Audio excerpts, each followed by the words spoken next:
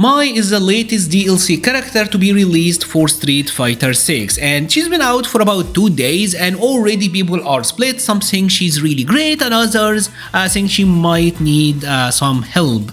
When you first try out Mai, you will notice that this girl got really fast walk speed. She's moving. Her forward walk speed is actually the same walk speed as Chun-Li, which is one of the fastest characters in the game. The back walk speed is tied with Akuma, which is the fastest back walk speed in the game. So things are already off to a great start. She also have pretty good heavy normals, where Terry kind of struggled because he didn't have a long range heavy normal, especially as a heavy punch. Mai's heavy punch is actually great. Terry's best heavy, his heavy kick.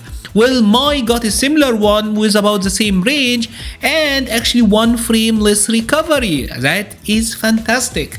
Her heavy punch is forward moving, it's cancelable. It reminds me so much of Luke's, but this one is even faster and at 32 total frames. That's actually great. And speaking of Luke, Mai also got that Luke Season 1 jumping heavy punch. Capcom didn't seem to bring the memo to Mai because this girl will jump in on you and there's a very good chance that you will eat that jump in. So far so great. She even have 2 4-frame jabs, the standing and the crouching one.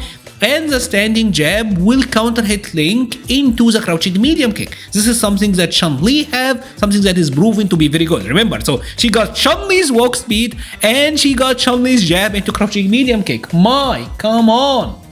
And Mai also got a very Bison-y standing medium kick. It had amazing hitbox and would you know it, it's actually 1 frame better than M Bison's as well. This is 9 frame startup. And the cherry on top is that if you happen to land this as a punish counter, she's gonna be +9, so she gets to link into her level 2 super, instantly botting you to the corner.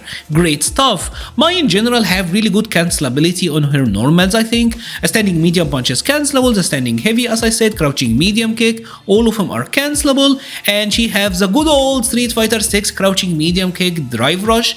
Obviously you can drive rush into jab, which will be a true block string. Fourth thing is throw mix up into the opponent. And like I said, because most of her normals are cancelable, this is a character that's gonna be able to convert, and she's not gonna be outdone by some of the members of Street Fighter 6 because her combos deal a lot of corner carry.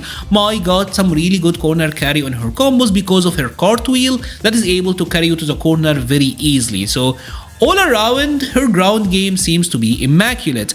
I will say the only weakness when it comes to Mai's ground game is the fact that she doesn't have that Shoto standing light kick type move. You know, the Ken standing light kick. So her jabs or lights in general are kind of stubby. And this makes dealing with moves like Ken standing heavy kick really difficult, where many of the other characters will be able to block this heavy kick and get a punish on Ken. Mai unfortunately is not able to do that, and just imagine like having to deal with M Bison scissors. So that type of move can be really oppressive, but she's a character who got good walk speed, so I imagine she will be able to manage. I think the rest of Mai's neutral kit is actually pretty great. She got really good anti-airs. She having normal that anti-airs her back heavy kick, that upward kick, and that's really convenient actually because if you're already walking backwards, you can just react with the heavy kick. It beats neutral heavy kicks any day, and obviously she does have an uppercut. All 3 versions of them are invincible, and one thing that I do like about Mai is that her uppercut will leave her at a distance where she can just forward walk, not drive rush or anything, and she will be able to grab you on a meaty. That honestly is fantastic for the character. We already talked about her corner carry, and once she gets you to the corner, wouldn't you know it, just like everyone else, Mai have a throw loop. Her forward throw will leave her at a +21 frames advantage. Mai have an 18 frame dash, which actually is pretty good, so that would leave her after a dash at a +3, meaning that this is an auto timed throw loop, very similar to Terry's. Just throw, forward dash, and throw again. But because this is very similar to Terry's, it shares the same weakness, where if the opponent happen to backdash on wake up, Mai is gonna be -4, meaning that the opponent do get a punish on Mai try to go for the auto time throw loop. And this makes me wonder if this is gonna be like a system-wide change. It's not, I don't think it's coincidence that both Terry and Mai, the 2 most recent characters, having this sort of throw loop. Anyways, there is a key difference though between Mai and Terry, where Terry will not be able to backwalk after he forward dashes in his throw loop. Mai, because she got uber good walk speed, she actually is able to dash forward, back walk, and get that standing heavy punch shimmy, meaning that she is gonna get a ton of damage on you. Come on, Mai, we have a video to finish. They need to know how good or bad you are. If you like the video so far but you haven't subscribed yet, please consider subscribing. It will cheer up Mai. We need her to dress up and get to continue the video. One interesting design choice with Mai is the fact that she doesn't have a single blossom block normal. All of her normals will leave her negative, and I do think that is because obviously of the fans, the bouncing fans, and the fact that she does have a fairly good drive rush. You will notice that her drive rush is really fast, although it's not that long, but some of her normals carry a lot of inertia.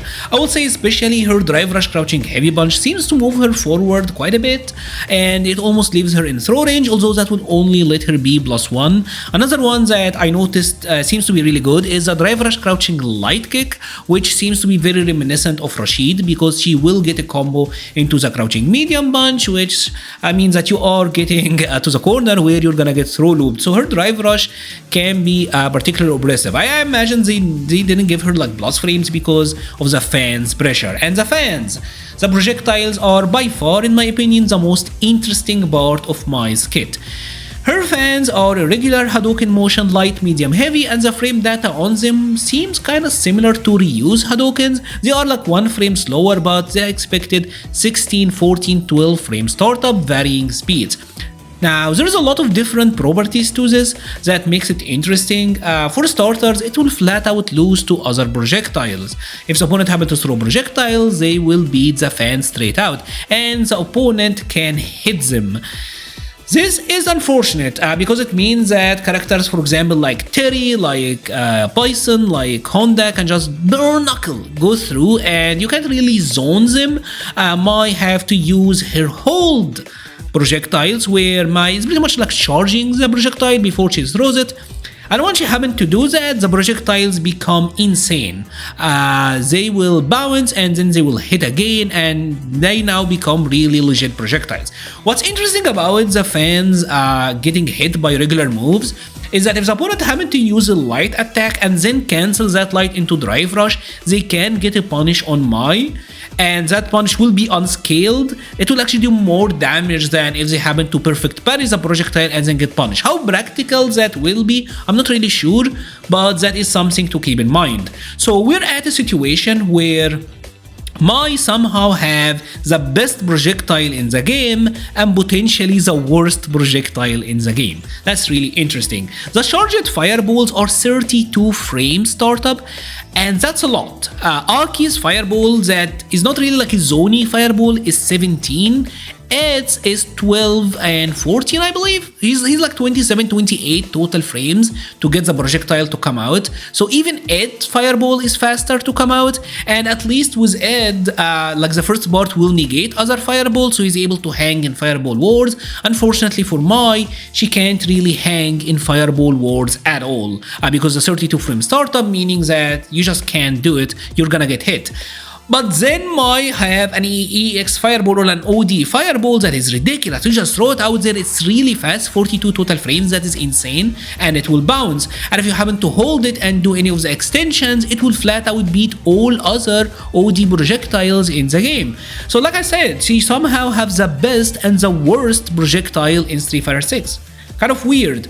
But here's the thing, because the projectile got 32 frame startup, I imagine that this is something that you're not going to be able to use that freely, at least when people get better and better with the matchup, because like the risk of getting jumped in on is massive, especially since the overall frames are still 60 plus. You are vulnerable for more than a second, so this is a game with drive rush, tackle moves so much, so I don't know how this will fare out. But one thing that I do know is that this projectile seems to be insane for set play and pressure on wake up. Remember, the key number here is 32.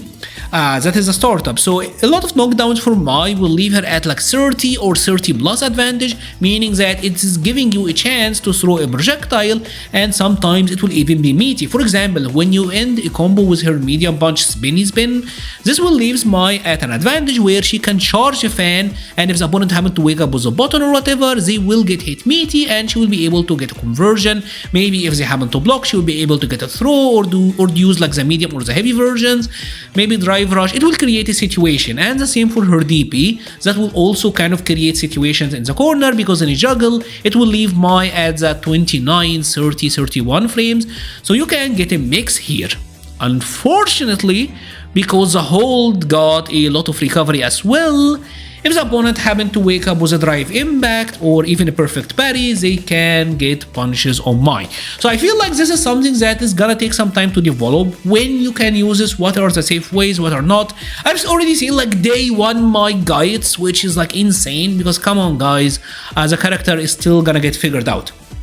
Mai also level 2, before I move on to other things, Mai level 2 is something that's very interesting, because the level 2 can be really good in fireball wars. It will go through projectiles. However, the initial invincibility is on the first cartwheel.